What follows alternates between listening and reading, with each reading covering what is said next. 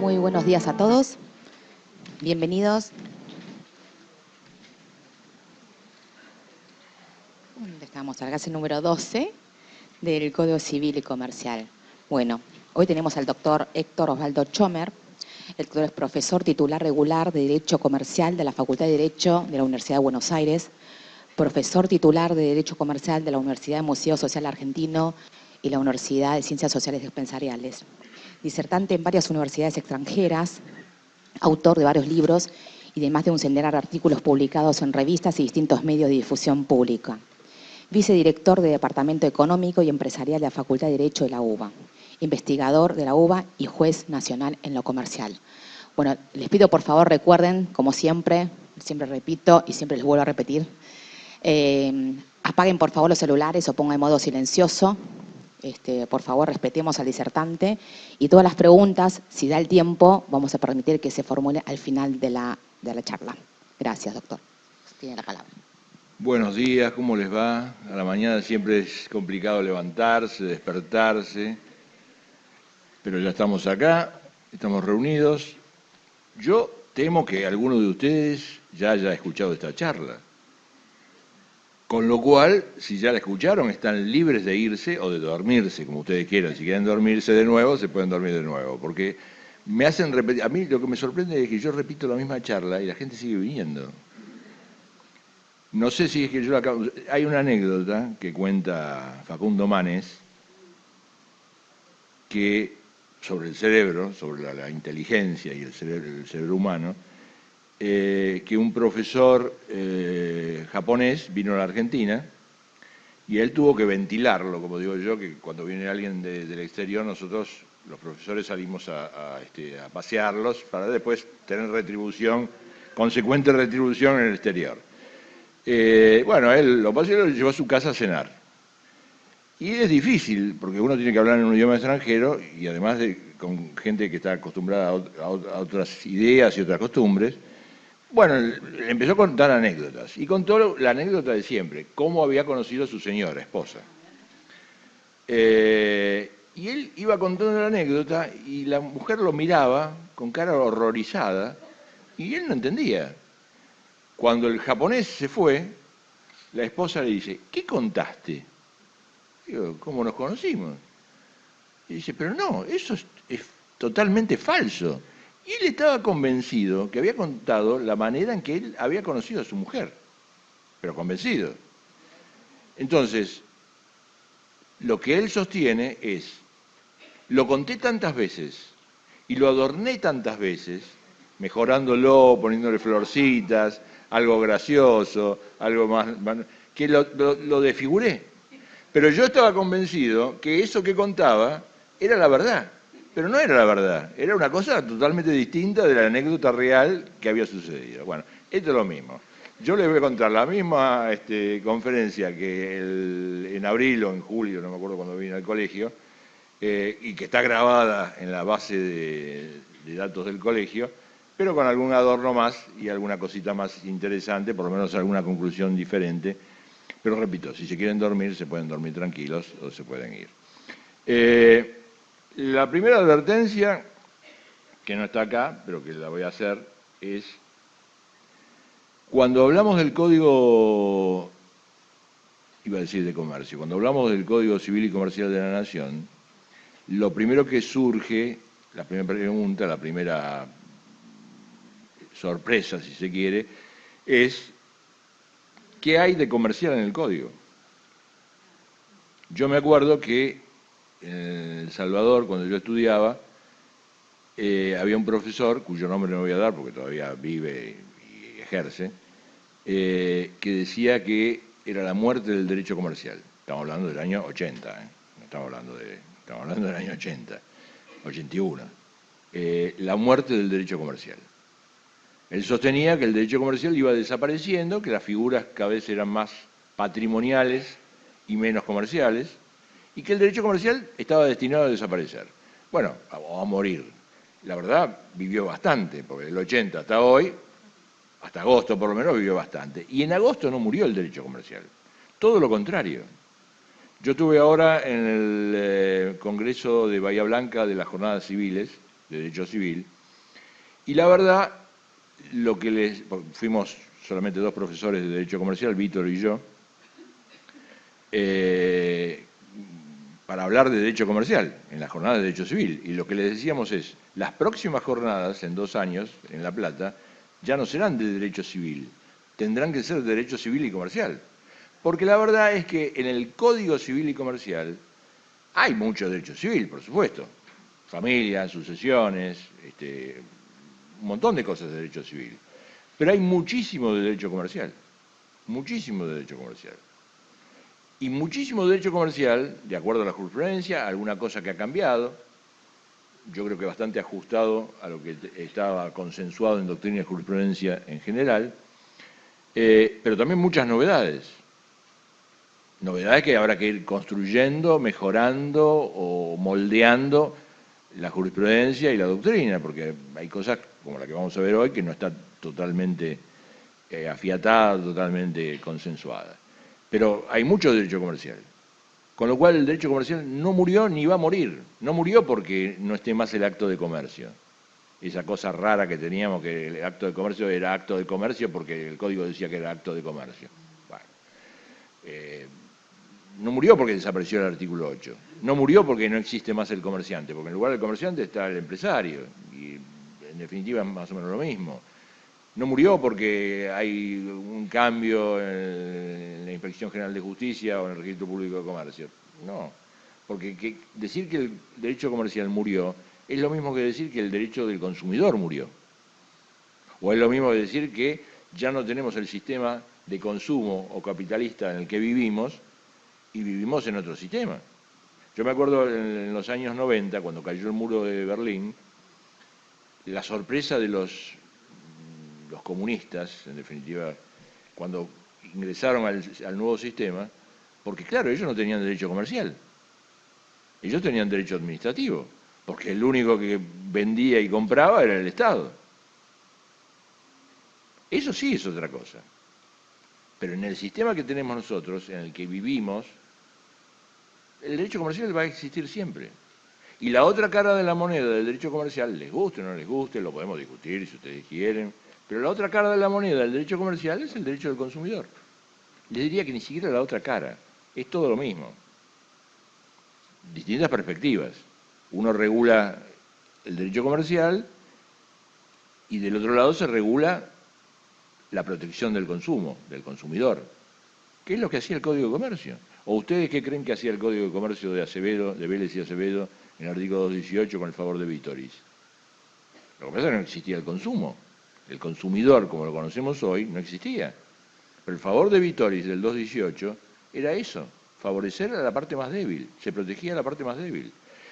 Pero toda esta perorata, para que se despierten un poco, para que digan, este tipo está diciendo tanta pavada y se despierten un poco, pero lo que quiero decirles es, el derecho comercial no va a desaparecer nunca. Si ustedes quieren, le cambiamos el nombre, le ponemos derecho económico empresarial, le ponemos otro nombre, como ustedes quieran.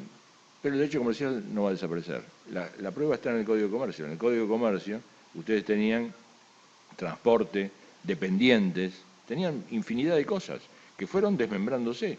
Así es con el derecho laboral. El derecho laboral, históricamente, estaba incluido en el derecho en el Código de Comercio, los dependientes, y después se desmembró, se transformó en lo que es hoy el derecho laboral, protección al trabajador, pero estaba dentro del derecho comercial la regulación. Entonces, los desmembramientos, en definitiva, los desgajamientos, no van a hacer fracasar o morir al derecho comercial, que va a sobrevivir. Y lo que ustedes tienen allí es también una prueba de la evolución de lo que es el derecho comercial, de lo que es, en definitiva, la protección del consumidor, si ustedes quieren también, o el derecho empresario. Cuando esa cita es de Fontana Rosa. Fontana Rosa tiene varios libros, por supuesto, porque es una colección, pero el segundo tomo de su colección principal trata sobre contratos comerciales, vigente todavía hoy, porque son conceptos generales, básicamente, y cita la frase de Saint-Germain. La frase de Saint-Germain básicamente está dirigida a explicar la evolución del contrato, esto es, del estatus al contrato. La modernidad nos ha llevado del estatus al contrato. ¿Y por qué? Piensen ustedes que, y la prueba es que todo, en definitiva, toda nuestra organización jurídica y judicial está construida sobre lo que hicieron los romanos, sobre la estructura romana. ¿Podríamos tener otra cosa? Y probablemente podríamos tener otra cosa, pero lo que nosotros tenemos hoy, judicialmente, son las actios romanas, o sea, ir a litigar, a denunciar a un juzgado y litigar en un juzgado de alguna manera, era lo que hacían los romanos. Y jurídicamente también tenemos una organización muy parecida en algunas cosas, por ejemplo en la cesión de créditos.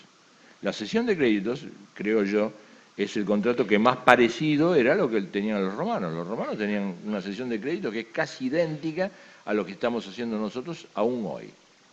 Vélez la copió, el Código Civil francés, el Código Civil francés la había tomado de otro, bueno, pero hoy todavía sobrevive casi el mismo contrato, con lo cual tenemos una estructura básica construida sobre lo que hacían los romanos. ¿Y qué hacían los romanos en los contratos, contractualmente? Y contrataban entre ellos. No contrataban con los bárbaros, con los germanos o con los francos, contrataban entre ellos, porque el estatus romano, civis romanus sum, eran ellos, con lo cual no se mezclaban con los otros. Entonces, para contratar con alguien, un romano, primero le preguntaban, ¿sos ciudadano romano? Y si era ciudadano romano, y no era un alieni iuris, era un pater familias o tenía capacidad, podían contratar. Fíjense hasta dónde llegaba esto, que a San Pablo no lo crucificaron, a San Pablo lo decapitaron, porque tenía un privilegio, era ciudadano romano y merecía morir más rápidamente, entonces le cortaron la cabeza en vez de crucificarlo. O sea, hasta dónde llegaba el tema del privilegio de ser ciudadano romano. Ahora bien, esto se modificó con el tiempo. Esa estructura discriminatoria, como ustedes quieran llamarla, se modificó con el tiempo. Y los canonistas introdujeron lo que es la libertad contractual y la libertad de contratar, que sobreviven hasta hoy, en alguna manera y en algún punto.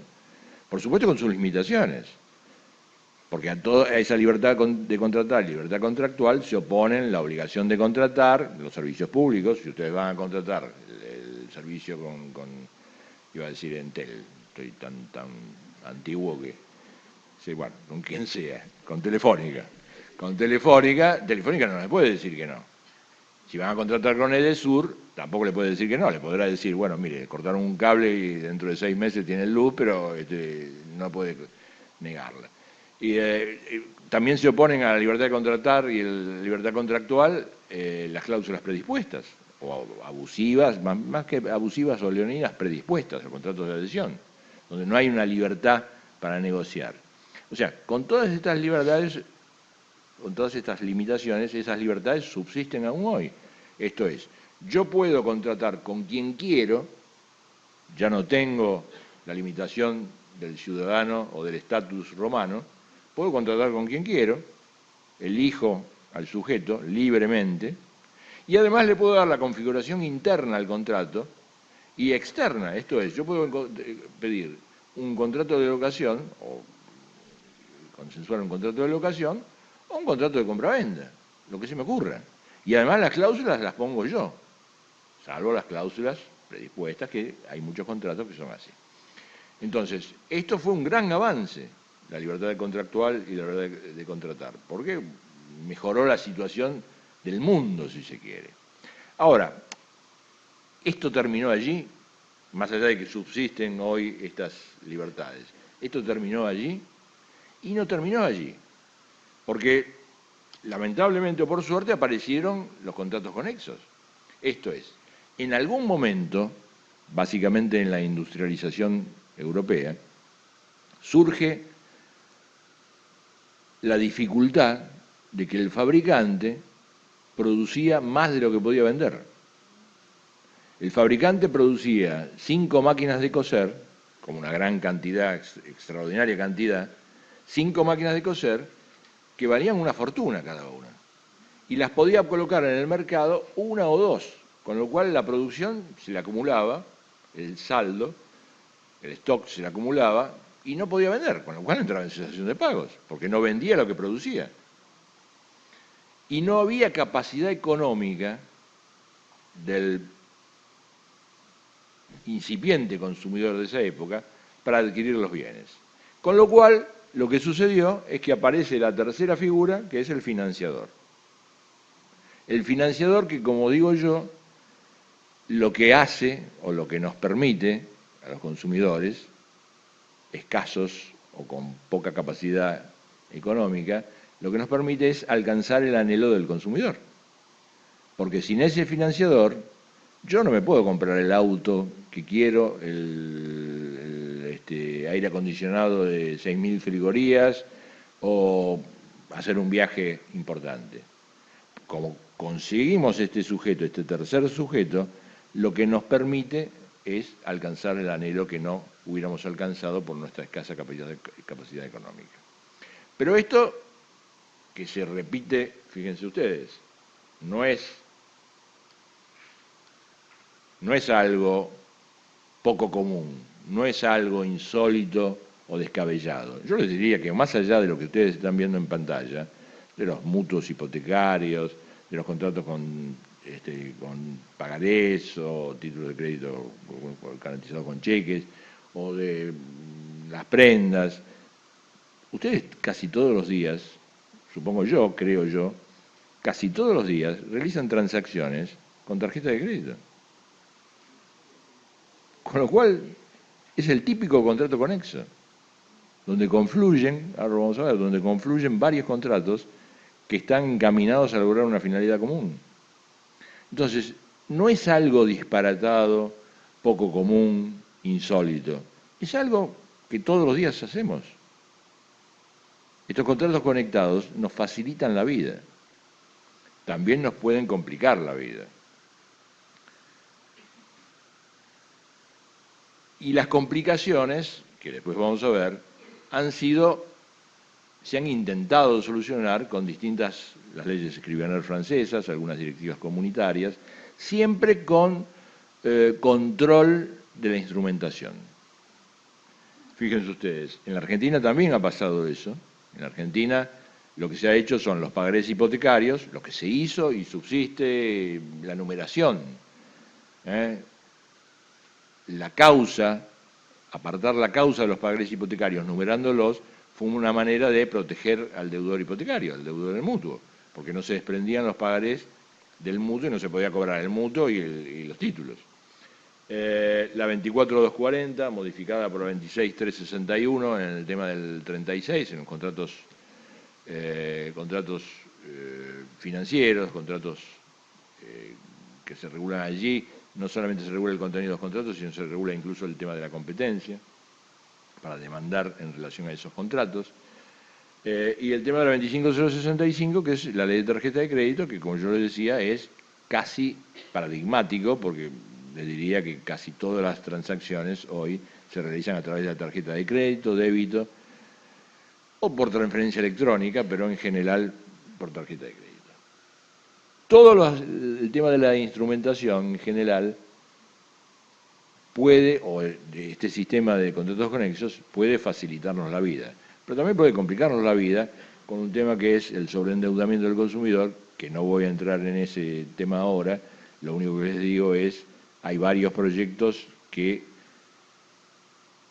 regulan o intentan regular, no fuera de la ley de concursos, sino dentro de la ley de concursos, pero fuera del procedimiento típico de concursos. Ustedes saben que la 24522 lo que hace es un procedimiento único, bueno, un gran procedimiento y un pequeño procedimiento, los grandes concursos y los pequeños concursos, porque son la misma cosa. En definitiva es un procedimiento concreto y luego una simplificación de ese procedimiento, pero es el mismo tronco. Lo que hacen en los varios proyectos que hay, uno fundamentalmente, es un nuevo procedimiento absolutamente diferente, porque los problemas que puede tener una gran empresa no son los mismos que puede tener un jubilado o un consumidor que tiene una escasa capacidad económica. Y si los problemas son distintos, las soluciones también tienen que ser distintas. Pero bueno, ojalá que alguno de esos proyectos funcione. ¿Y cuál es el problema? ¿Cuál es el problema con los contratos conexos? Y bueno, el grave problema es la instrumentación. la múltiple instrumentación, porque si bien el tema es, nos facilita la vida, nos permite alcanzar el anhelo que perseguíamos y que no alcanzábamos por nuestra escasa capacidad económica, el tema es que la múltiple instrumentación nos perjudica, nos puede llevar a la cesación de pagos, al sobreendeudamiento, nos puede complicar la vida y en lugar de facilitarnos alcanzar el anhelo, lo alcanzamos, pero después estamos en graves inconvenientes. ¿Y cuál es el tema? El tema es la cafetera. Eso que está ahí es una cafetera. Les aclaro porque me costó un trabajo terrible dibujar la cafetera, así que les aclaro. José vio el aviso de George Clooney en televisión y dijo, esta cafetera me la tengo que comprar. Vieron que ahora viene también con tapitas y bueno, dijo, esta cafetera tiene que ser mía. Vio la morocha y dijo, esta cafetera yo me la compro. Al día siguiente se fue a la casa de electrodomésticos que estaba ahí en la esquina de su casa y dijo, ¿cuánto sale la cafetera de George Clooney? Bueno, tiene una que sale 5.000 pesos y tiene una que sale 10.000 pesos. 10.000 pesos. Bueno, es mejor la de 10.000. Sí, tiene el chorro de la leche, la crema, la pastillita que dura más. Bueno, la llevo. ¿Cómo quiere pagar? ¿Qué tarjeta tiene? No tengo, no uso tarjeta. Aunque a ustedes les parezca mentira, hay gente que no usa tarjeta. Aunque los jubilados hoy tienen tarjeta, hay gente que no usa tarjeta. O que la tiene y no quiere utilizarla para ese menester. Sí, los maridos que engañan a sus mujeres, tienen varias, no solo estafadores. Son estafadores también, pero bueno.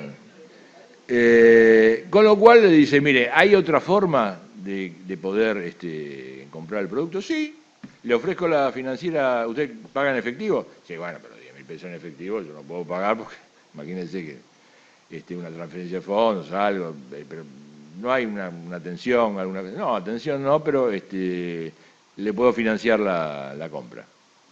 Ah, bueno, interesante, 12 cuotas. Ah, mire qué bien, 10.000 pesos, no, 10.000 pesos no, 12.000.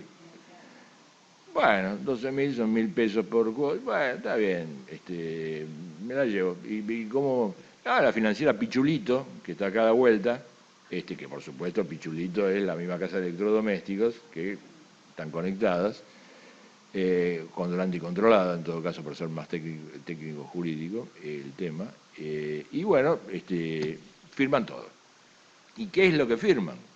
Bueno, firman el contrato de compraventa, que además le hacen firmar una garantía que él no quería y se dio cuenta después que tenía, pero se le hacen firmar, una garantía extendida, por 5 años, le hacen firmar el mutuo y le hacen firmar tantos pagarés como cuotas había comprometido pagar el comprador. Compraventa, mutuo, pagarés 12. Bueno, José se va a su casa feliz con la cafetera y dice a la señora, mire, mirá que compré. Esa es una porquería. La enchufa y se va a ver el partido de quien sea, ¿no? No voy a decir, yo iría a ver a River, pero ustedes vean el que quieran. Se queda mirando el partido, José no sé de qué cuadro es, pero se quedó mirando el partido. ¿Cómo? No seamos tan tremendistas. Termina el partido, va, mira, y la cafetera le dice, le dice a la señora, no, enchufala, ya está enchufada. Vieron que en general nos minimizan, ya está enchufada. Ponele la pastilla, ya le puse la pastilla. Bueno, ponele agua, ya le puse agua. La cafetera no arranca. Con lo cual, al día siguiente, José levanta el teléfono y llama a la garantía, al servicio técnico. Hola, señor, ¿cómo le va? Qué grandísimo día conocerlo, qué placer. Bueno, yo llamo porque la cafetera no anda. Lo que me dice me extraña enormemente, nunca nos ha sucedido. Una voz femenina del otro lado. Bueno, miren, yo no sé, pero la cafetera la enchufó, sí, la enchufé, le hace las mismas preguntas que le hizo la señora la noche anterior, la enchufé, le puse la patilla, le puse agua, no anda. Bueno, me extraña enormemente, pero bueno, ¿usted qué necesita? Servicio técnico de la cafetera.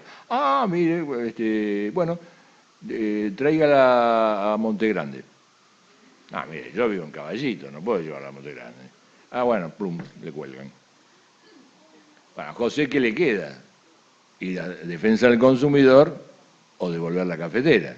José agarra la cafetera y se va de nuevo al boliche de electrodoméstico que estaba a la vuelta de su casa a devolver la cafetera. Habla con el vendedor y le dice, mire, me extraña enormemente que no ande, le puso agua, sí, mire, le puse agua, le puse todo, y no anda. Bueno, ¿quiere llevar otro electrodoméstico? No, no quiero nada, voy a tomar té. Devuélvame la plata, bueno, ¿qué plata? Le devuelvo el contrato de compraventa, le devuelvo un mutuo, la garantía atendida, bueno. José se va a su casa tranquilo, la verdad el vendedor lealmente hizo todo lo que tenía que hacer. Pasan 2 meses, un día está mirando otra vez el partido, de la Copa Sudamericana, lo que sea, está mirando en televisión. ¿Quién es? Oficial de justicia. José, les aclaro, José no es abogado, ni procurador, ni estudiante de derecho. José es José, un tipo común que no entiende absolutamente nada de derecho, ni le interesa entender nada de derecho, con lo cual no sabe ni lo que es un oficial de justicia, pero abre la puerta, el oficial de justicia venía con el de seguridad de la planta baja, le dice, mire, ¿usted es José? Sí, yo soy José. Bueno, vengo a intimarlo de pago y embargarlo. ¿Y por qué? 12.000 pesos, José dice, la cafetera. Bueno, lo embargan. Al día siguiente José va al juzgado, que le dicen dónde está el juzgado, lo dice el mandamiento, pregunta por el expediente, cree que es una carnicería, porque él no entiende, ve un mostrador, no entiende muy bien las cosas, le dicen que tiene que pedir el expediente, pide el expediente, le muestran el expediente, no entiende absolutamente nada, dice, ¿con quién hablo? Le dan para hablar con el secretario, le cuenta, mire, esto es una cosa, el secretario no entiende nada, porque es un chico recién recibido, nombrado recién, no entiende absolutamente nada, entonces pide hablar con el juez, espera al juez, llega el juez, habla con el juez y le dice, mire doctor, yo vengo porque la cafetera, ¿qué cafetera? Dice, no, pero me quieren cobrar 12.000 pesos por la cafetera que yo compré y no andaba. Y el juez mira así y dice, pero estos son pagarés. Y dice, no, pero es la cafetera. No, estos son el documento necesario para ejercer el derecho literario autónomo que está incorporado en él. Pero es la cafetera que no andaba, que yo tenía que llevar a Monterrey. No, estos son pagarés, es el documento necesario para ejercer el derecho literario. ¿Qué hago? Mire, ideal la dirección del colegio público para que venga a ver un abogado, viene del colegio público a ver un abogado, le dice, ¿qué hago? Y el abogado le dice, pague. Pero yo la cafetera no la tengo. Y bueno, pero no le queda otra, pague porque... Pero yo la cafetera no la tengo, no tengo otra. Sí, tiene juicio ordinario posterior. Ah, y ahí, no, tiene que pagar. ¿Y cuándo me devuelven la plata? Y 15 años más o menos. Aproximadamente puede tener un resultado. José se va a su casa, le pide la plata al suegro, le pide 12.000 pesos, a través de la señora que le hace una perorata, o sea, 6 meses contándole qué estúpido que es, que no le puso el agua, que perdió la cafetera. Bueno. Va a la dirección que dice el estudio de abogado, va a pagar los 12.000 pesos y cuando llega le dice, no, son 15.000 costas. Con lo cual José, conclusión de todo esto, es, no tiene la cafetera, nunca tomó un café, no tiene la morocha de George Clooney, menos que menos, y tuvo que pagar 15.000 pesos. O sea, aquello que pensamos o que estuvimos hablando antes, que era adecuado, que era conducente a alcanzar el anhelo del consumidor, que no tenía la capacidad económica suficiente como para alcanzarlo, aquello que era bueno, en definitiva, se transformó en esto. Y yo les aclaro que esto, que yo les acabo de contar, no es algo de laboratorio. porque pasa en 10 juicios ejecutivos, pasa en 5. Hoy pasa un poquito menos porque a partir de las incompetencias del 2009, que se empezaron a declarar en el 2009 por el artículo 36, las cosas están un poco más apaciguadas. Entonces, de 10 juicios habrá 3 o 4, en vez de 7 como había antes. Entonces piensen que antes del 2009, de 10 juicios, 7 eran en extraña jurisdicción. Y esto no es menor, porque en general de esos 7 juicios, casi el 80, de esos 7 juicios, 5 o 6 eran por este tema. Y ejecutaban en Capital Federal a alguien que era de Ushuaia. Todo basado en la teoría de los títulos de crédito, por supuesto, es abstracto.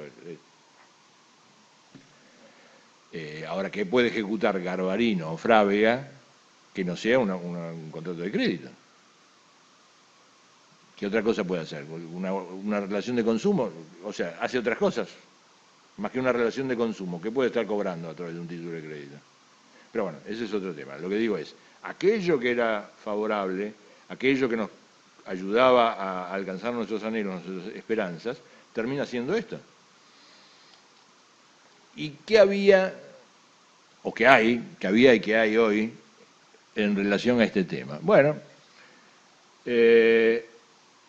básicamente la crisis del efecto relativo en relación al 1137, que se reproduce hoy en el Código Civil y Comercial, el efecto relativo, digo, y crisis porque, en definitiva, estábamos en discusión si, como todos supimos y sabemos, en definitiva, el contrato es la ley para las partes, pero solo para las partes, porque empezamos a discutir o a debatir ese tema.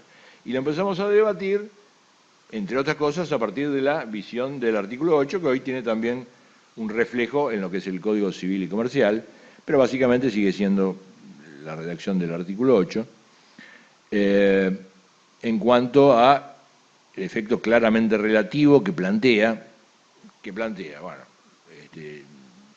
yo les diría, el artículo 8 lo que hace, aún hoy, porque sigue vigente, es decir, que los anuncios, prospectos o difusión que se haga en relación a un tema específico, pasa a formar parte del contrato como una cláusula misma. Esto es, si yo difundo o publicito algo, en definitiva, esto que estoy diciendo es parte del contrato. Lo que no dice el artículo 8, y esto es sujeto de interpretación, es quién hace esa propaganda. Esto es, si yo contrato con la doctora, o celebro un contrato de compraventa, me voy y hago difusión externa fuera de las cláusulas del contrato, seguramente esa difusión, esa publicidad, forma parte del contrato mismo. Ahí no habría mucha duda, son los actos propios. En definitiva, no habría gran duda. Ahora, el artículo 8 de la 24240, ¿se refiere a los contratantes o se refiere a terceros también? Se los planteo en caso concreto. Yo compro un automóvil, lo compro del concesionario. Si el automóvil tiene un defecto de fabricación o un vicio oculto, está mal pintado, lo que sea, ¿a quién puedo demandar yo? ¿Al concesionario? No todo es tan claro, para eso somos abogados. ¿Puedo demandar solamente al concesionario, que es el vendedor, o a toda la cadena, como dicen ustedes, que sería el fabricante? Yo no sé, ustedes me contestan esto, yo debería decir, bueno, sigo con otra cosa, pero como soy peleador voy a seguir con esto. Eso, lo que ustedes me contestan, puede ser fundado en otros artículos. Yo les estoy hablando del artículo 8. Lo que ustedes me contestan podría ser por el 40 o por alguna otra cosa. Yo les estoy diciendo del artículo 8. Por el artículo 8 fundaría la extensión de los efectos contractuales, o la extensión, o como ustedes quieran llamarlo, a alguien que no forma parte del contrato. Allí tienen la teoría cordobesa, que son los primeros que empezaron a decir esto que ustedes dicen, que el artículo 8 dice que los terceros no contratantes también son afectados por los efectos no relativos del contrato, lo cual es un disparate, porque ahora podría ser, pero cuando estaba vigente el Código de Deberes no había norma que fundara esto. Y a los que dicen, básicamente en la Justicia Nacional, que esto es imposible, porque además, en este contrato del que hablábamos recién, hay un límite que es la concesión. El concedente no puede hacerse responsable por el concesionario, porque hay límites. Se agota la responsabilidad. Entonces, de acuerdo al contrato de concesión, no podría ser nunca demandado. Sea como sea, lo cierto es que el artículo 8 está tomado del derecho brasileño. Y el derecho brasileño, porque lo que teníamos que diferenciar antes, un tanto ahora, eran las responsabilidades contractual o extracontractual. Hoy ya no, pero en su momento, en ese momento, cuando se redactó la 2440, sí. Este artículo 8 está tomado de la legislación brasileña que habla de responsabilidad extracontractual. Con lo cual, nunca el artículo 8, copiado de esa legislación, podría decir que hay responsabilidad contractual de un tercero ajeno al contrato. ¿Se entiende? Nunca el fabricante podría tener responsabilidad contractual, porque no celebró ningún contrato conmigo. La compraventa yo la celebré con el concesionario, no con el fabricante. Entonces, puede haber una responsabilidad extracontractual, pero no contractual. Yo coincido con ustedes que igual tiene responsabilidad porque puso su marca, por el 40, pero son cosas distintas. Una cosa es la responsabilidad objetiva del 40 y otra cosa es decir que tiene responsabilidad contractual por el artículo 8. Es un disparate. ¿Se entiende la idea? Pero bueno, la discusión estaba planteada y no se definía para ninguno de los dos lados, porque uno decía una cosa y otros decían otra. Y después, el artículo 43 de la 25065, de la 25065, que plantea básicamente las controversias entre el titular y el emisor. Lo que plantea el artículo 43, que es, digamos, la base de la responsabilidad civil, no solo en este contrato, sino en otros contratos. Por eso lo tomo. El emisor no es responsable de los conflictos que se susciten entre el usuario y el otro contratante. Por ejemplo, el conflicto que tiene José con la cafetera, con el vendedor de la cafetera, si hubiera sido comprada con tarjeta de crédito, el emisor hubiera sido no responsable. O sea, no responde por los conflictos o cuestiones que se presenten en los negocios que se hayan financiado. Claro. El emisor de la tarjeta, el financiador, el que permite alcanzar el anhelo, no se responsabiliza por los conflictos o peleas o juicios o controversias o cuestiones que se planteen entre el usuario de tarjeta y el vendedor cuya adquisición fue financiada. Salvo que hubiere promovido el producto. Salvo que hubiere promovido el producto. El tema es, ¿qué es promover el producto? Yo recién estaba hablando afuera de la niñez y de la adolescencia, en el barrio y en las cosas que uno hace cuando es más chico. Yo me acuerdo de mi abuelita, si yo le decía promoción, me decía un descuento. Porque eso era una promoción en los años 80, en los años 70, un descuento. Ahora hemos evolucionado, no sé si para bien o para mal, y una promoción es otra cosa. Una promoción puede ser un descuento, las flores que nos dan, o el champaña que nos dan en el hotel cuando llegamos, 2 noches por una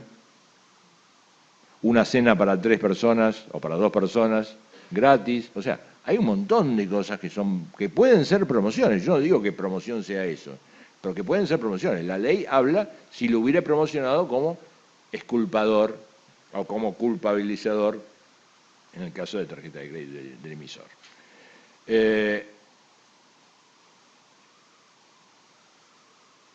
Promocionar, según el diccionario de la Real Academia Española, es ensalzar o elevar de categoría. A nosotros nos unen, nos vinculan las palabras, somos abogados. Lo oral o lo escrito nos vincula. ¿Qué quiere decir? Ensalzar o elevar de categoría. Con lo cual estamos casi, no digo en la mendacidad, pero por lo menos en la exageración. Fíjense ustedes, ensalzar o elevar de categoría. Promover también son las promociones militares, los ascensos militares, es una promoción.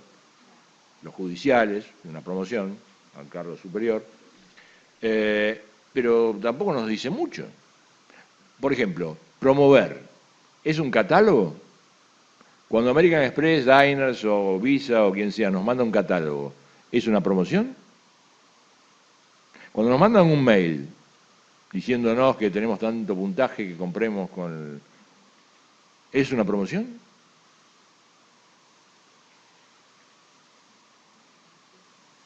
Yo siguiendo con los chismes, con los que empezamos al principio, les voy a contar algo.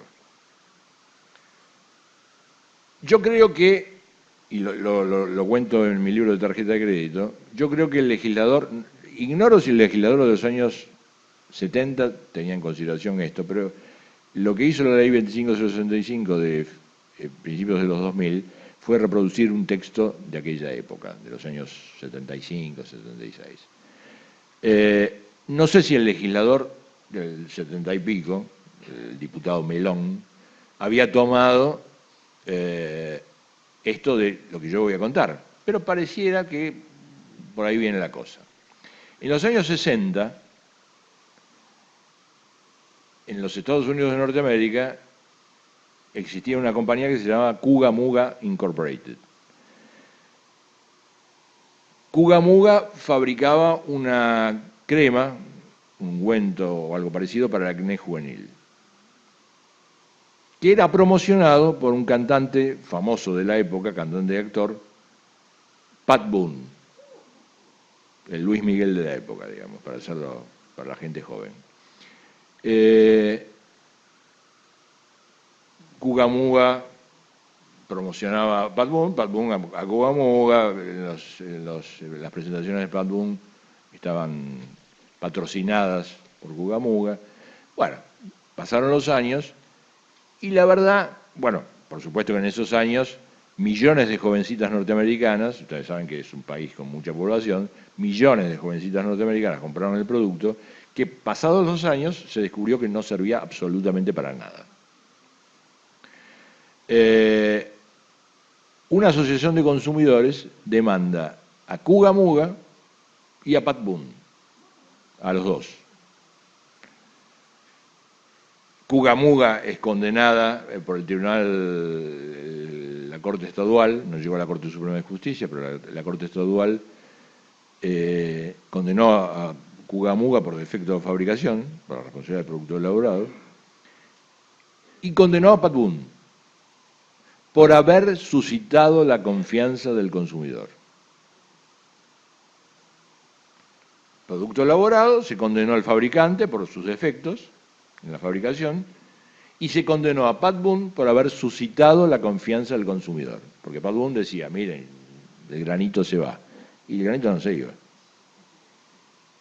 Además, Pat Boone tenía una cara con agujeros de viruela, no sé de qué era, pero no sé a quién podía proporcionar, pero bueno, evidentemente era convincente y lo lograba. Algo parecido a lo que hacía Susana con el Reduce Fast Fat, bueno, que tampoco le daba resultado evidentemente, pero era suscitar la adhesión del consumidor, alcanzar el convencimiento de alguien para que hiciera determinada cosa. Eso pareciera ser que es promover. Una señora, no me pidan en los autos porque no me acuerdo, porque me estaba acordando recién y no me acuerdo, pero estuve tratando de acordarme, pero digo, lo voy a agregar, pero no me acuerdo del expediente. Una señora de 69 años emprendió un viaje. Ese viaje la llevó a México, donde permaneció cerca de 6 meses, durante los cuales cumplió 70 años. En un momento sufrió un accidente. no me acuerdo tampoco si se rompió la cadera, no me acuerdo. Grave, les diría. Y pidió auxilio a su cobertura médica. La cobertura médica era Diners, AXA me parece que, sí, AXA. La que le fue negada. Sin saber por qué, o sabiéndolo, no sé, bueno, sus familiares viajaron, lograron atención médica, lograron después de 3 o 4 meses el traslado, porque tenía que estar estable, y cuando llegó a la Argentina demandó a la cobertura médica, creo que AXA, y Diners, la tarjeta de crédito. El meollo del asunto estaba o residía básicamente en el tema de la cobertura, si merecía cobertura ese accidente o no. Lo que sostenía la señora es, mire, yo me fui de la Argentina, cubierta, tengo la tarjeta, tengo el número de cobertura, y me niegan cobertura. Lo que sostenía la cobertura médica, el seguro médico, era, no, cumplió 70 años, con lo cual nosotros no cubrimos más de un mes o de 15 días en el exterior a personas de 70 años. Cubrimos hasta los 69.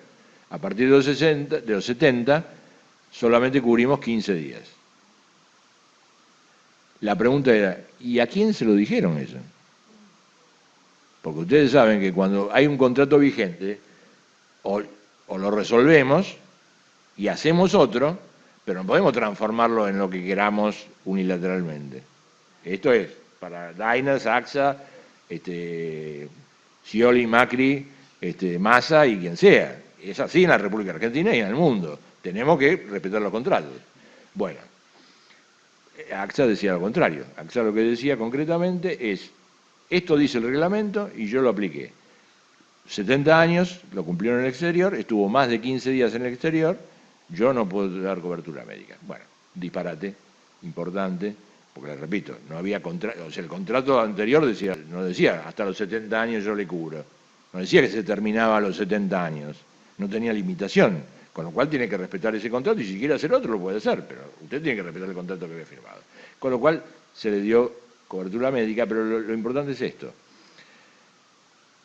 También se condenó a Diners, porque Diners venía y decía, no, falta legitimación pasiva, ¿por qué yo tengo que ser demandado en esto que no tengo nada que ver? Yo no soy un seguro médico, yo no tengo nada que ver.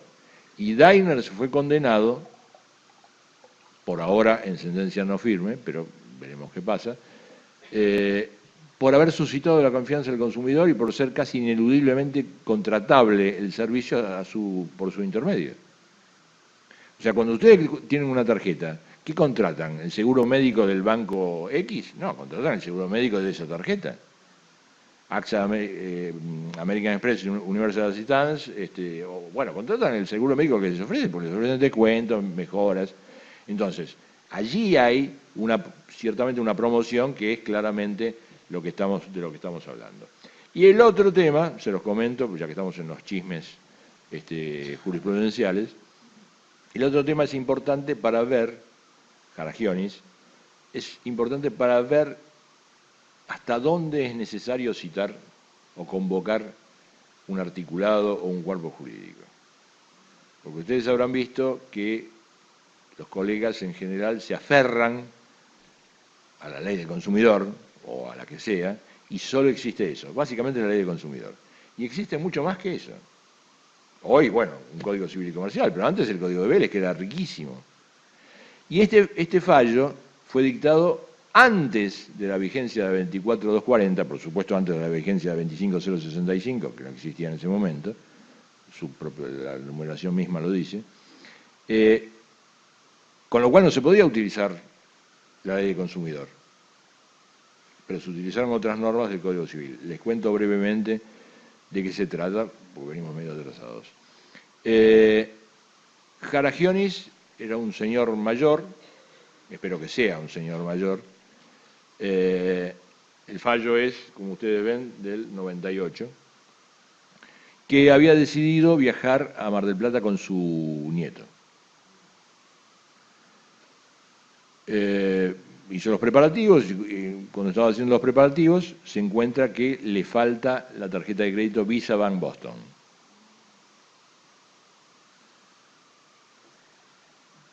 Toma el teléfono, llama y dice, mire, perdí la tarjeta, hago la denuncia, mándeme otra tarjeta. Señor, mañana la tiene. Lunes, el martes debía tener la tarjeta.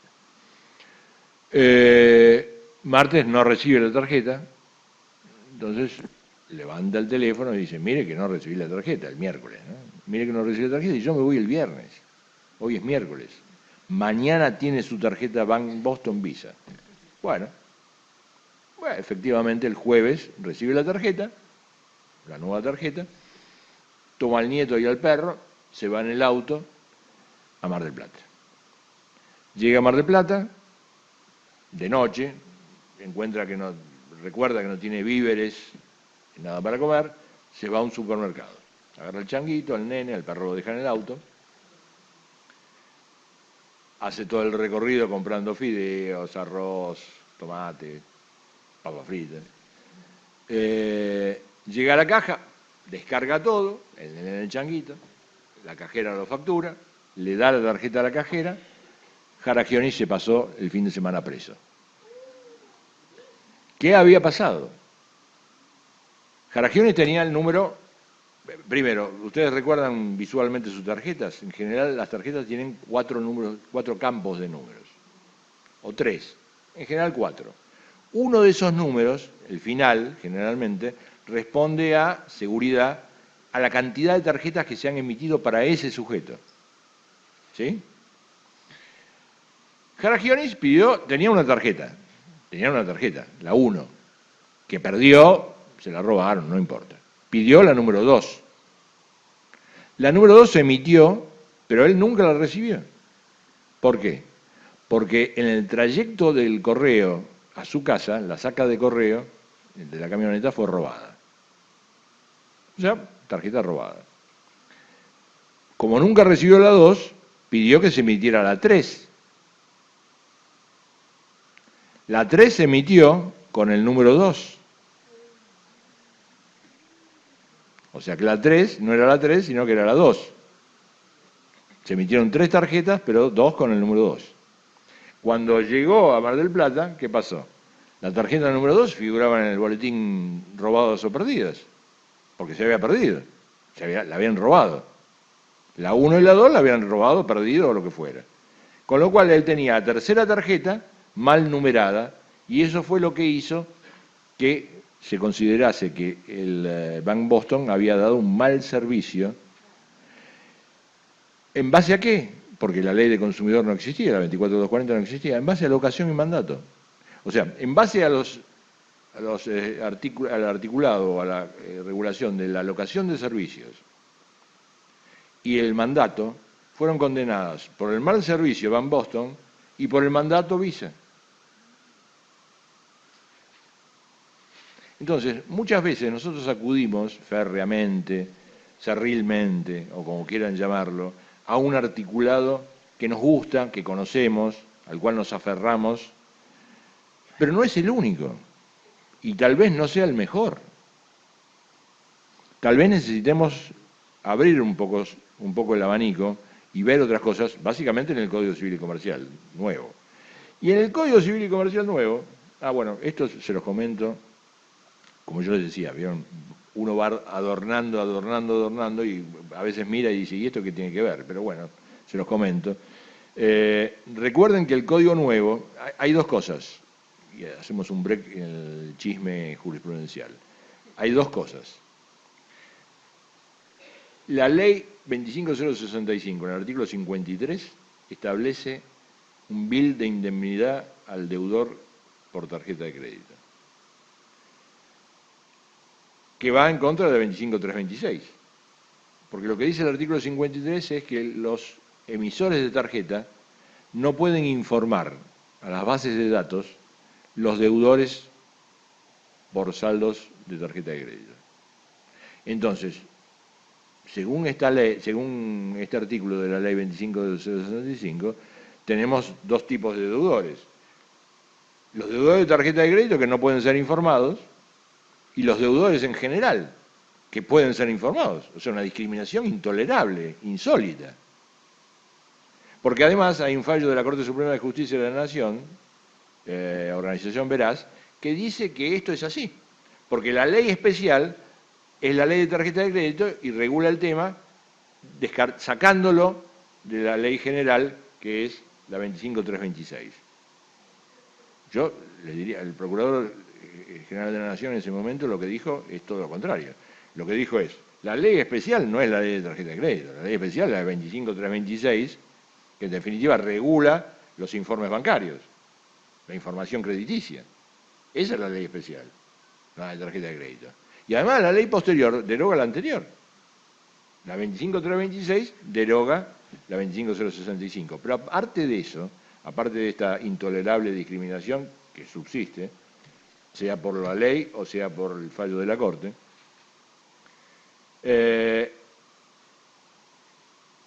hay hoy una regulación en el 1387, que ustedes la ven allí, que obliga a quien haya, a las cadenas de electrodomésticos, en el caso de José, por ejemplo, obliga a quien deniegue un crédito, al banco que deniegue un crédito, a informar por qué lo ha hecho.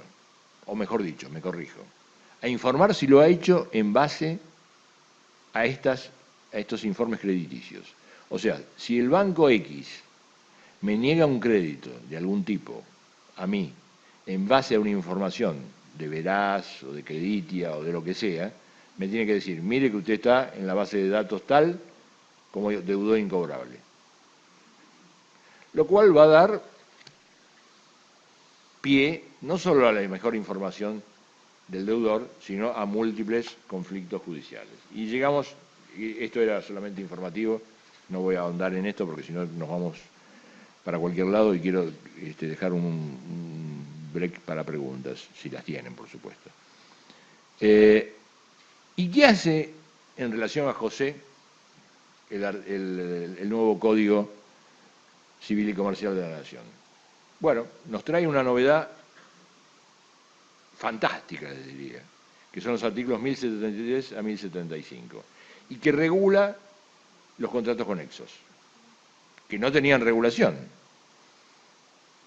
que tenían en todo caso una definición, una identidad meramente doctrinaria, alguna jurisprudencia, pero no una regulación legislativa.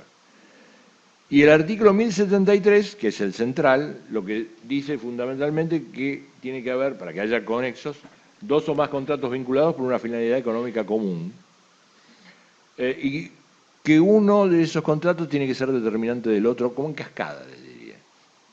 ¿Qué significa esto? Ustedes me dirán, bueno, pero una finalidad económica común es imposible, porque el que compra y el que vende, cada uno tiene un objetivo o una finalidad distinta. Bueno, entramos en el debate aquel de la causa, fin del contrato, etcétera, etcétera. Lo que yo les digo es, para que haya conexidad contractual, todos tienen que tener la finalidad de facilitarle la vida al consumidor. Si eso es lo que hacen, si el vendedor me vende porque está financiado y el financista lo que hace es financiarme para que yo lo... Eso es un contrato conexo. No nos compliquemos con la vida con teorías estrambóticas, ni que la compraventa, el que vende y el que compra y son finalidades distintas. No, lo que se intenta es un negocio general, más amplio, con una visión mucho más amplia y sencilla. Y después, por supuesto, los contratos tienen que estar atados. ¿O no es así en la tarjeta de crédito? Que es el ejemplo más claro que tenemos. ¿Los contratos no están atados? Todo está atado. Porque yo quedo atado a la tarjeta de crédito, a pesar de que hice una alocación de servicio, una alocación de obra o una compraventa. Quedé atado con la tarjeta y la tarjeta quedó atada también, conmigo. Entonces, allí hay un canal común. Esto es sencillo. El 1074, que no está incluido aquí, lo que menciona es la prueba de esos contratos, que en algún caso, como el de la tarjeta de crédito, será muy sencilla, pero en otros no tanto. Y lo que habilita es la prueba contextual, o sea, cualquier tipo de prueba aplicada al contexto. Ahora lo vamos a ver después, cuando hablemos de nuevo de José.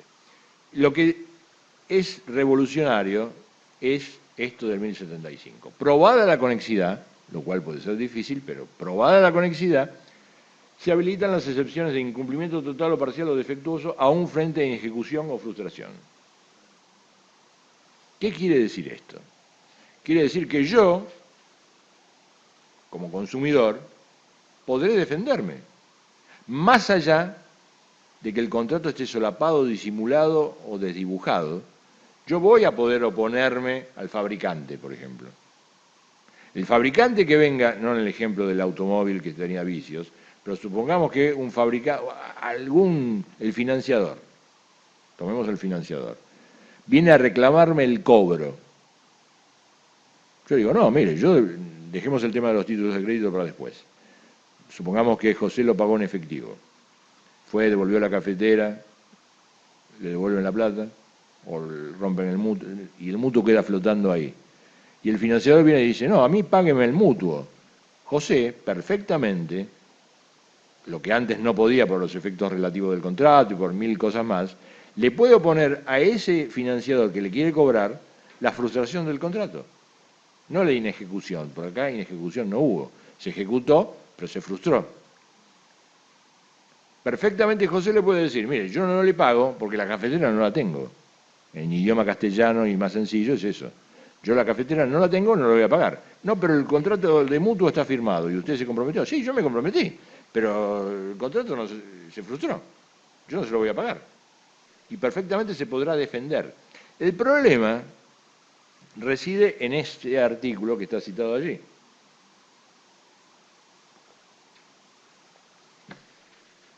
Porque José, o quien sea, dejemos a José tranquilo, pobre, es que lo que habilita el 1075 es la defensa, la excepción, frente a una demanda,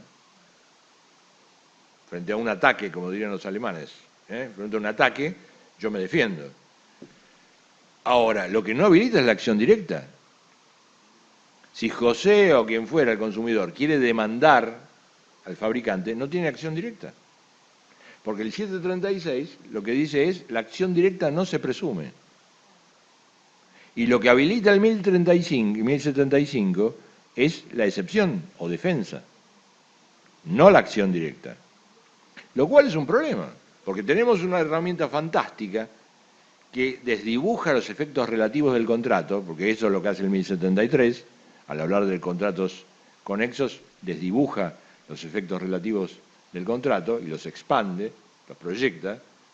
Tenemos una herramienta maravillosa que está limitada solamente a defendernos. O sea, solamente puedo decir, yo me voy a defender, a mí que nadie me toque, pero si yo quiero demandar, no puedo. Y lo que tendremos que ver un poquitito, porque es una lástima que la inventiva abogadil se limite a consentir lo que dice textualmente la ley, sino que tenemos que elaborar un poco y pensar un poco qué podemos hacer para mejorar esa gran herramienta, buceando en el mismo Código Civil. Lo que podríamos hacer, creo yo, no sé con qué éxito, es tomar el 1095. El 1095 dice que las pautas del contrato, básicamente, no que la ley, pero es más o menos lo mismo, se aplica siempre la más favorable al consumidor, la interpretación más favorable al consumidor, con lo cual podría decirse la ley más favorable al consumidor también. Y fíjense ustedes, en el subcontrato, que está justo antes de contratos conexos, la regulación, el 1069 al 1072, se permite al subcontratado demandar no al inmediato subcontratante, sino a la otra figura, el que contrató al subcontratante. En el subcontrato ustedes tienen 3 figuras por lo menos, o 2. Uno que es el contratante, uno el subcontratado y otro el subcontrato que vino del segundo. Este tercero puede demandar al primero. Se habilitan las acciones contra el principal. Esa podría ser una interpretación también, porque entre el subcontrato y el contrato conexo hay una íntima relación. Lo plantea el propio codificador cuando pone uno detrás del otro. O sea, el contrato conexo es una evolución del subcontrato. Es el subcontrato dirigido a algo específicamente, el anhelo del consumidor. Tal vez podríamos aplicar esta idea. Difícil, porque el 1075 dice, tiene excepción, tiene defensa, no acción directa. Pero tendríamos que intentarlo. ¿Y José? No me contesten nada porque... Pero ¿cómo quedó este hombre? Porque este hombre, las alternativas las vimos. Le tuvo que pedir plata al suegro para pagarle. Bueno, yo lo que les diría primero que todo es, ustedes saben, yo tenía un jefe muy famoso, cuando era secretario, Edgardo Marcelo Alberti, que decía, como usted sabe, y yo la verdad no tenía la menor idea de lo que me estaba hablando, pero es más, me decía, usted leyó en Erecus Wolf, le digo, mire, el único Wolf que conozco es el 4 de River, que era de Racing, y se ponía loco. Bueno, yo le repito, como ustedes saben, el artículo 18 del decreto de ley 5965 del 63, lo que dice es que la abstracción no es entre obligados directos. No lo dice así. No lo dice así. Lo dice inversamente, lo dice indirectamente. Pero la abstracción de los títulos de créditos, el documento necesario para ejercer el derecho de autónomo que está incorporado en él, no se aplica entre obligados directos. ¿Por qué surge el pagaré o la letra de cambio? La letra de cambio surge porque con la cesión de créditos que hablábamos al principio de todo, de los romanos, se contagiaban las defensas. O sea, yo le saco a las trompadas o con engaño una cesión de crédito, o un crédito a alguien, a la doctora le hago firmar un crédito, engañándola. Y después lo cedo y lo hago circular. Cuando venga la última que está allá en el fondo, la última sesionaria, a querer cobrarle a la doctora va a decir, no, hay un vicio de la voluntad, me engañaron, y no lo va a pagar y está bien. Con motivo de eso, los comerciantes milaneses de Pisa o de Valencia, ustedes saben que en cada ciudad europea hay un monolito que dice aquí se creó la primera letra de cambio. Se creó en tantos lugares que... Pero bueno, la letra de cambio se crea porque los comerciantes que iban de mercado en mercado, de plaza en plaza, no podían llevar tanto dinero para comprar sus cosas. Entonces lo que hacían era cesiones de crédito. Se cedían en la confianza que tenían. Pero tenían este problema del contagio de las defensas. Entonces alguien brillante, vaya a saber quién, italiano, español, francés, no sé, inventó lo que era la letra de cambio. Y la letra de cambio era abstracta. Entre endosantes y endosatarios no se transmitían las defensas. O sea que el vicio de la voluntad, si el mismo ejemplo con un pagaré o una letra de cambio, el mismo ejemplo, en definitiva, la doctora no podría decir hay un vicio de la voluntad porque la abstracción impide la comunicación de vicios o contagio de vicios. Ahora, esto que es invocado para las cosas más insólitas, o contra José, por ejemplo, no rige entre obligados directos. Los obligados directos no tiene sentido que se invoque la abstracción. Ustedes se imaginan, yo voy a ejecutar a la doctora en un juicio ejecutivo y la doctora me dice, no, porque hay un vicio de la voluntad. Ah, no, hay abstracción. ¿Qué significa? Que eso lo vamos a diferir a un juicio posterior, que lo vamos a discutir en un juicio ordinario posterior. Eso significa. ¿Para qué? Si estamos en el juicio los dos que tenemos que estar. Y esto es lo razonable de la teoría de los títulos de crédito. Si son obligados directos, discutan lo que tengan que discutir ahí. Ahora, la abstracción se inventó para facilitar la circulación, por lo que decíamos antes. Si el título circuló y la última endosataria viene a cobrarlo, la doctora tendrá que pagarlo, porque no tiene vicio que invocar, no puede decir nada. Pero eso porque se utiliza para facilitar la circulación del título. Entonces, repito, entre obligados directos no hay abstracción posible, con lo cual José podría, si viene a cobrarle la casa de electrodomésticos, podría decir, mire, yo no le pago porque el contrato se celebró, pero no se frustró, con lo cual no le pago nada, invocando la causa. El problema es que seguramente le va a cobrar la financiera, que no es la casa vendedora de electrodomésticos.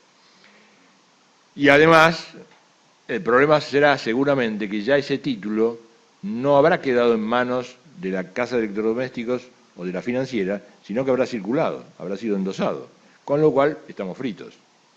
Por eso es urgente crear el pagaré de consumo, que existe, cuando yo les mencionaba las leyes de Scrivener, las Consumer Act inglesas o alguna regulación europea, el pagaré de consumo es eso, no se puede endosar, no puede circular. O, alternativamente, está numerado y causado. Puede circular, pero con causa. ¿Qué nos asegura a nosotros que las casas de electrodomésticos, o quien sea, no van, o mejor dicho, no utilizarán el pagaré de consumo? Porque perfectamente en lugar de consumo utilizan otra cosa. O sea, ¿por qué me van a utilizar el pagaré de consumo si pueden poner otra cosa? Y bueno, lo que lo asegura es que si viene Frávega a ejecutarme un pagaré, lo que los jueces van a decir es, mire, usted tiene que librar pagaré de consumo. ¿Por qué está librando estos pagares? Porque el objeto social de Frávega, Garbarino o de quien sea, es venta de electrodomésticos. ¿Por qué usted está librando pagarés que no son de consumo? ¿En relación a qué operación está haciendo esto? Ah, no, son abstractos. Sí, bueno, son abstractos, pues cuénteme, porque si no, vamos a entrar en un problema. Entonces, primero, no hay abstracción entre obligados directos. Segundo, recemos porque no se endosen los títulos. Y si se endosaron, lo que hay que hacer, ya no basado en ninguna ley actual, es intentar que se sancionen los pagarés de consumo. Yo le diría que como recomendaciones, primero apoyarnos en el 1073 y 1075, que es la regulación específica que tenemos hoy, contratos conexos. Básicamente eso es lo que nos va a dar aire para impugnar cualquier tipo de contrato conexo. Proponer básicamente la interpretación más amplia que surge del 1095 en relación a los subcontratos, esto es, no hay acción permitida en el 1075, pero en definitiva yo creo que a través del 1095 podemos llegar al 1062 sobre el subcontrato y tener una acción directa. Despejar la abstracción en caso de reclamo a José directamente, porque no la hay. Tener mucho cuidado con el tema de lo que hablábamos hace un rato en relación a los reclamos, el fundamento de los reclamos. Porque la regla de la 24240, el artículo 40, eso es responsabilidad objetiva, pero que está limitada a vicios ocultos, vicios de la cosa o mal servicio, no a todo.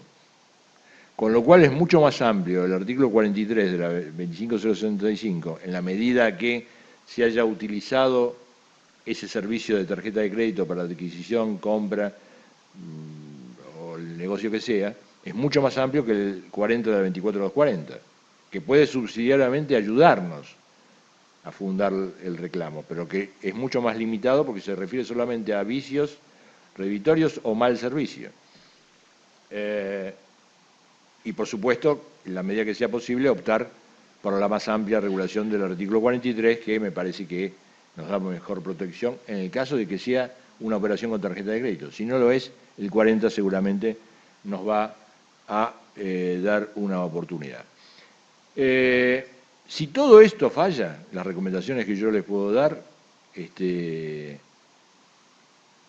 primero, aferrarse a los fallos de la Corte Suprema de Justicia de la Nación, en el sentido de que no puede haber una solución inicua, como sería, por ejemplo, tomar el tema o insistir en el tema de la abstracción cambiaria, la falta de causa, cuando hay obligados directos. Sería una solución inicua. Y si esa invocación, que es muy genérica y muy particular, también falla, yo les diría, tomen el 3136 del Código Civil de Vélez, que no está vigente, pero las notas todavía nos pueden ilustrar, nos pueden iluminar, cuando Vélez decía, sería un deshonor de la ley que los jueces cerrasen sus ojos ante una conducta fraudulenta y permitiesen que ésta triunfara. Nunca un juez, conociendo el contenido, no sé si fraudulento, pero por lo menos injusto, debería convalidar ese contenido. Si todo eso le falla, yo les diría, tengan suerte, aférrense rápido a otras cosas, estudien algo, lean algo. Yo no tengo más nada que decirles. Muchas gracias.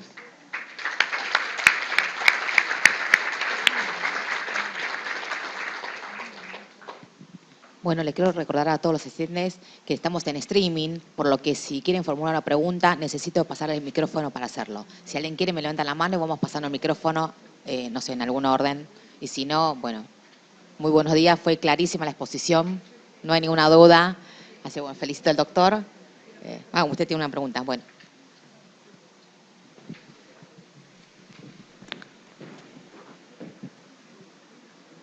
Doctor, ¿por qué con todos los avances que ha habido...